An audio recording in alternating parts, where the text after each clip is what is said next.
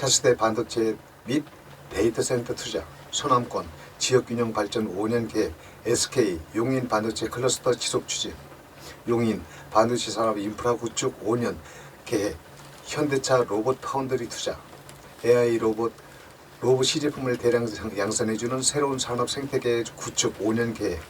그 다음에 두 번째, 구체적인 계획 제시를 통한 검증 지리적 구체성, 단순히 투자하겠다가 아닌 평택 P5 공장, 용인 반도체 클러스터, 산업권 데이터 센터 등 구체적인 지리적 위치를 명시하여 계획의 실현 가능성이 높다고 분석합니다. 새로운 사업 모델, 로봇 파운드리, 현대차의 로봇 파운드리 계획은 기존에 없던 개념으로 로봇 기술회사가 설계만 하고 생산은 현대차가 대행하는 모델을 제시함으로써 미래의 신산업에 대한 구체적인 비전을 보여준다고 검증합니다.